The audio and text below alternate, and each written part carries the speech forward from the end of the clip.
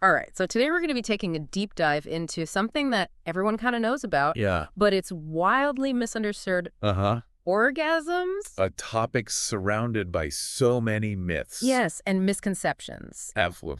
And so much of what we see in movies, Oh. or even, let's be honest, in adult films. Oh, totally. It's so unrealistic. Yeah. No wonder it's so hard to separate fact from fiction. Yeah. For this deep dive, we are going to be unpacking some of the work of Emily Nagoski. Oh, wow. She is a leading expert on women's sexual health. I'm excited to hear this. Her research has a ton of incredibly insightful and sometimes really surprising information. Awesome. One of the most important things that Nagoski highlights is how unique the experience of an orgasm is for each individual. Oh, for sure. So it's like those scenes where someone's having, quote unquote, the perfect reaction. Right. That's just not the reality for most people. Not at all. So the idea that there's a one right way to have an orgasm, that's a myth and, frankly, a pretty harmful one. Yeah, it sets people up with unrealistic expectations. Exactly. So right off the bat, we're debunking that. Okay. Nagoski is really encouraging everyone to let go of those expectations and embrace their own unique experience. That's such a great point. And to understand why that's so important, we need to delve into the science a bit. Okay. Did you know that Nagoski actually says you have to have a brain to have an orgasm? It's not usually the first thing that comes to mind. Not really. Yeah. But when you say it like that, it kind of makes sense. It does. It's true. Orgasm isn't just a physical response. Yeah. It's a complex neurological event. Right. Studies have shown that during orgasm, the activity in our prefrontal cortex, Okay.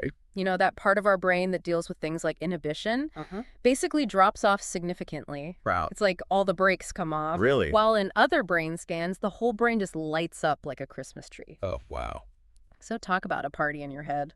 That's incredible. But this really highlights how our mental and emotional state plays such a crucial role in the whole experience. Like, context matters. It does. If you feel safe, comfortable, and connected, Yeah. an orgasm is likely to feel amazing. Absolutely. But if you're stressed, anxious, or you feel unsafe, the experience can be very different. For sure. That makes me think about how some people describe who experience orgasms during unwanted sexual encounters. Right. Describe feeling a sense of betrayal by their own body. Oh, wow. Which is just heartbreaking to hear. And it is. It really underscores how complex and personal this experience is. Yeah. It can be influenced by so many different factors. Totally. It really is that mind-body connection. Exactly. Yeah. So with all that in mind, how does Nagoski define an orgasm? Well, she describes it as the spontaneous involuntary release of neuromuscular tension generated in response to sex-related stimuli. Okay, so let's unpack that a little bit. Okay. What does that actually mean for someone who's not a scientist? So essentially it means that an orgasm is the release of built-up tension in your muscles triggered by something sexual. Okay. But here's where things get really interesting. All right. Those sex-related stimuli can be incredibly varied. Okay, so there's more to it than meets the eye. Exactly. Okay. Nagoski points out that different people experience orgasms from all sorts of stimulation. Okay. Some are sensitive in their toes, others in their earlobes. Yeah. Some people can even have orgasms through breath work What? and using their imagination. Wow. Yeah. So we need to really broaden our understanding of what's even considered sexual when we're talking about this. That's a great point. Right. She really challenges that typical narrow definition. Yeah. And that's why she emphasizes that the real measure of an orgasm is simply, did you want it and did you like it? If the answer is yes, Okay. then it was a real orgasm, So simple. no matter what triggered it. I love that it really takes the pressure off of having to achieve some kind of external standard. It does, and that's crucial because Nagoski points out that many people struggle with something called spectatoring during sex. Spectatoring? Yeah. I don't think I've heard of that before. It's basically when you become so self-conscious during sex Okay. that you're essentially watching yourself instead of fully experiencing the sensations in your body. Oh, I think I've totally done that. Yeah. It's like you start worrying about how you look or whether you're doing things right, and it just totally kills the mood. It does, and that mental monitoring Yeah. acts as a brake on pleasure. Right. Nagoski describes a mechanism called criterion velocity. Okay. Think of it as a little monitor in your brain, constantly assessing your progress towards orgasm. So we've got this little judge in our heads keeping score. It's more that it's measuring the ratio of effort to progress towards your goal. Okay. And if that little monitor thinks you're not making enough headway, Oh, no. it can actually push you off an emotional cliff from frustration into despair. I see why people find it hard to relax and just enjoy the experience. So how do we get this little monitor to chill out? This is where Nagoski suggests something that may seem counterintuitive at first. Okay. Temporarily take orgasm completely off the table. What? She recommends spending a period of time, maybe even months, Wow. simply exploring your own erotic landscape without any pressure to reach a climax. So taking orgasm off the table to improve your orgasms. It seems a little backwards, but I can see how it might work. If you're not so focused on the goal, you can actually enjoy the journey. Exactly. It allows the little monitor to relax and stop judging, Okay. which in turn allows you to experience pleasure more fully. So we're retraining our brains. Yeah, Okay, I'm really starting to rethink everything I thought I knew about orgasms. me too. So what does this exploration of pleasure without pressure actually look like? Well, What are some things that people can try? Nagoski has this really intriguing exercise she calls the marathon orgasm. A marathon orgasm. It's not something that everyone needs to do, but it's a powerful way to explore and expand your potential for pleasure. You definitely have my attention. Tell me more about this. Think of it like a workout for your pleasure muscles. Okay. You build up your endurance over time, just like training for a marathon. Interesting. It takes about an hour.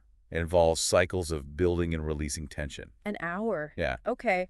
That is quite the commitment to pleasure. it is, but it can lead to some incredible breakthroughs. Okay. Think of it as a way to deeply explore your own unique capacity for pleasure. Right. And don't worry, we'll delve into the specifics of the marathon orgasm in part 2 of this deep dive. Okay, so an hour of exploring pleasure, you've definitely piqued my curiosity. Tell me more about this marathon orgasm exercise. It's definitely an intriguing concept, but before we dive into the details, it's important to remember that Nagoski emphasizes this is not about achieving some kind of superhuman orgasmic feat Okay. or, trying to have a marathon-long orgasm. So it's not about endurance in that sense. Exactly.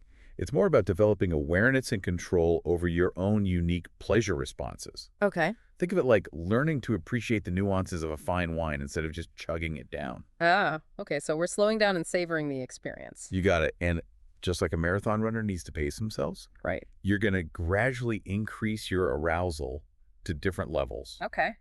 then allow it to dissipate before building again. So walk me through the steps. How do we actually do this exercise? Well, imagine a scale of arousal from 0 to 10, with 10 being a full-blown orgasm. Mm-hmm. You're going to start by stimulating yourself in whatever way feels good, Yeah. bringing your arousal up to about a 5. Okay, so we're not aiming for the finish line right away. Nope, easing into it. We're easing into it. Exactly. Yep. And once you hit that 5, you consciously let your arousal drift back down to a 1, just a gentle flicker of sensation. And then what do we just repeat that process? Yep. Next, you stimulate yourself back up to a 6 on that scale, then let it fall back down to a 2, Okay. then up to a 7, back down to a 3, and so on. Right. So it's all about these cycles of building and releasing tension, gradually increasing the intensity each time. But isn't there a risk of this feeling like a chore? That's a great question. Or making orgasm feel like a task to be completed? And it's something that Nagoski addresses directly. The key is to approach this exercise with a sense of curiosity and playfulness, rather than making it a performance-driven goal. Okay. You're not trying to force anything. You're simply observing your body's responses and learning to control the flow of your pleasure. That makes sense. It's like we're training ourselves to become more in tune with our sensations and responses, almost like a form of mindfulness, but for pleasure. You're exactly right. It's all about cultivating awareness and being present in your body. So as we move up this arousal scale, I imagine things start to get more intense, right? What does that feel like? It does. Nagoski describes how around an 8 on the scale, you might start to feel the orgasm train approaching. Okay, I love that analogy. It's like you can hear the whistle in the distance, but it hasn't quite pulled into the station yet. But we're not jumping on board just yet, are we? Not quite. This is where the real challenge comes in. Even though you might feel a strong urge to climax, you're going to consciously let your arousal drift back down to about a 4 or 5. So we're kind of teasing ourselves, building up the anticipation, but holding back. You could say that, and then you build back up to an 8.5, then back down to a 6, then up to a 9. Whoa, okay. This is definitely starting to sound like a roller coaster ride. I imagine that letting go part gets harder and harder the higher we go. You're absolutely right at a 9, and that orgasm train is practically at the station doors wide open, inviting you to board. Right. It takes real mental focus to resist that urge. That must be where the marathon aspect of this exercise really comes into play. It's about building that mental endurance and control. But what if you do accidentally get on the train and have an orgasm during the exercise? Is that a failure? Not at all. Remember, this isn't about denying yourself pleasure. It's about learning to control the flow of that pleasure. Okay. So even an accidental orgasm can be a valuable learning experience. I see. It's about understanding our own individual responses and what works for us. Exactly. But if you can resist the urge to climax, you keep going with the exercise, cycling up and down those higher levels of arousal, riding that edge of ecstasy without going over. This is starting to make sense, but also sound incredibly intense. So, what happens at the peak of the exercise? What's the grand finale? The ultimate goal is to reach a point where you're hovering right at that peak level of arousal, just on the verge of orgasm, but not quite crossing over. So, we're riding the wave without wiping out. Exactly. Nagoski describes it as a state where tension generation and tension relaxation are balanced, allowing for sustained pleasure. Okay. Imagine every cell in your body resonating at the same rhythm, like a bell that's constantly being rung. Okay, that sounds incredible, but also incredibly challenging. Yeah. What are some of the physical sensations someone might experience as they approach that peak level of arousal? Well, you might start to experience involuntary muscle spasms, particularly in your hands and feet. It's a natural physiological response to intense arousal, kind of like that feeling when your hand cramps up if you've been gripping something too tightly. Interesting. It's like your body is gearing up for something big. It is. But here's the key.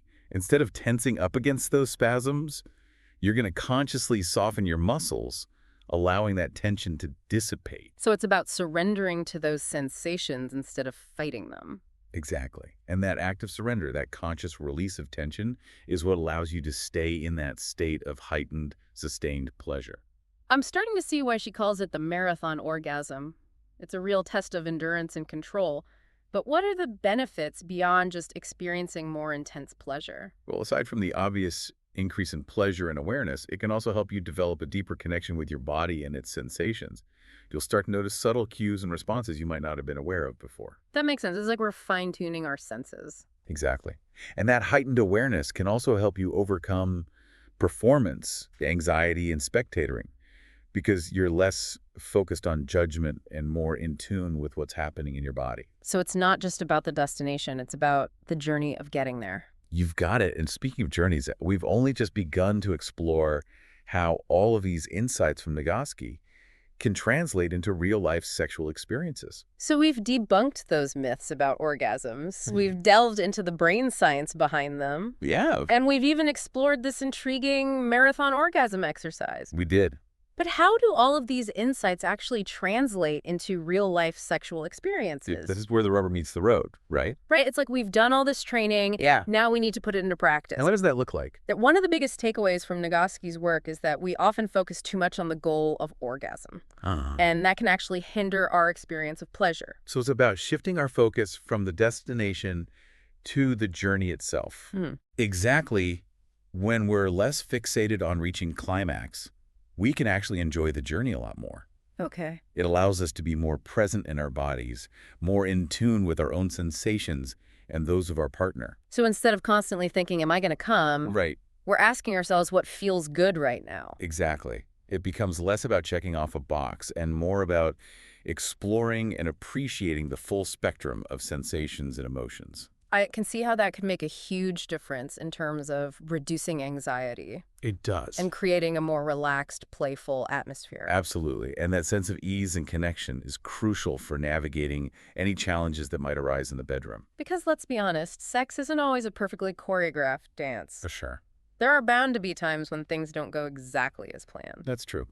But having a solid foundation of trust and communication Yeah. can make all the difference in how you handle those moments. I imagine it's like having a safety net when you're trying something new or pushing your boundaries a bit. Exactly. And if something unexpected happens, you can approach it as an opportunity for growth and learning rather than a failure.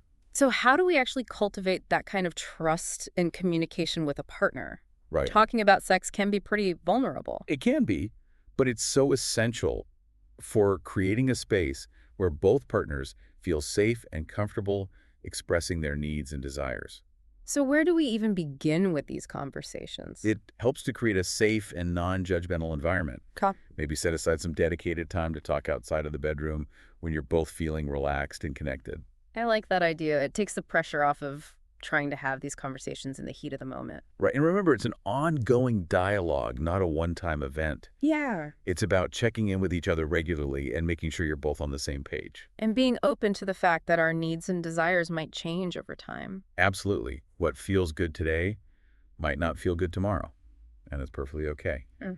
The key is to keep those lines of communication open and honest. So it's not just about what we're doing physically, it's about how we're connecting emotionally and mentally. Exactly. The more open and honest you are with each other, the more likely you are to create a truly satisfying and intimate experience. And don't be afraid to get specific about what you enjoy and what you don't. It sounds like we're taking the pressure off of having to be perfect in bed and instead focusing on being authentic and vulnerable with each other. You got it. And that's where the real magic happens, when you can let go of those expectations and just be present in the moment with yourselves and with each other. This has been such an incredible deep dive. I agree. I feel like I've learned so much, not only about the science of orgasms, Yeah. but also about the importance of communication, connection, and self-acceptance.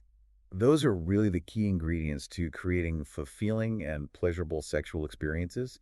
And remember, there's no one right way to have an orgasm or to experience pleasure. It's all about finding what works for you and your partner and being open to exploring and discovering together. It's exactly by understanding the science and embracing your own individuality, you can unlock a world of possibilities. Well, on that empowering note, we'll wrap up our deep dive into orgasms.